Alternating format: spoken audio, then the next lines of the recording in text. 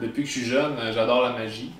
Puis c'est à un bon moment donné, j'ai commencé à faire un peu des fêtes, des événements. Puis ma copine a dit pourquoi on ferait pas un spectacle de magie pour les enfants. Donc on s'est lancé dans l'aventure sans trop savoir ce que ça allait aller. Puis ça nous a mené à un beau spectacle qui mélange la magie et le théâtre, qui fait la tournée des écoles et des festivals familiales. On est chanceux d'avoir eu une collaboration avec le comédien Pierre-Luc Poudre, qui a écrit et fait la mise en scène, et aussi Danny Levasseur, qui a écrit des musiques sur nos chorégraphies. Ben, c'est vraiment de voir la petite lueur dans leurs yeux quand on anime une magie, quelque chose, c'est très, très, très magique. Ben, la musique, ça a toujours fait partie de moi. Je vis dans une famille qui vit de la musique. Mais mon premier coup de foudre, c'est arrivé à l'âge de 9 ans. Je faisais un spectacle pour la première fois, une chanson toute seule.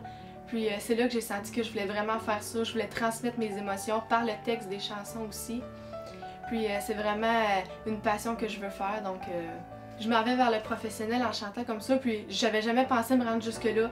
C'était toujours comme un rêve de petite fille, mais là je vois que ça avance puis que je vais y arriver à force de travailler dur. Donc voilà. Puis à la fin de mes spectacles, je remercie toujours mon public parce que si on n'avait pas de public, nous, on pourrait pas chanter les chanteurs, justement, ou n'importe quel artiste. Donc, voici une petite chanson pour vous. Une chance que je t'ai, tu m'as. Une chance qu'on sort. Merci beaucoup. Ça fait quand même quelques années que je fais de la peinture. J'ai commencé, j'avais 15 ans, donc c'est en 1995.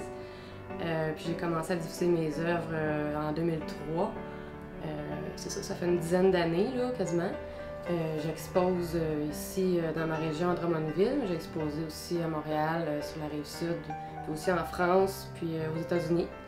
Donc c'est ça, là je disais que j'étudie en soins infirmiers. En fait, là présentement dans ma démarche artistique, j'ai pas toujours fait ça, mais je recycle beaucoup de matériaux, des solutés, des seringues, puis là je crée des œuvres avec ça. Pour ce qui est d'entrer dans le monde professionnel, en fait je sens déjà que je commence à être dans ce monde-là, parce que je diffuse mes tableaux un peu partout, je les vends à mon propre compte. Jusqu'à maintenant, je trouve que j'ai un beau début de carrière comme artiste peintre, puis je souhaite peindre longtemps. Je veux vivre longtemps pour peindre toute ma vie.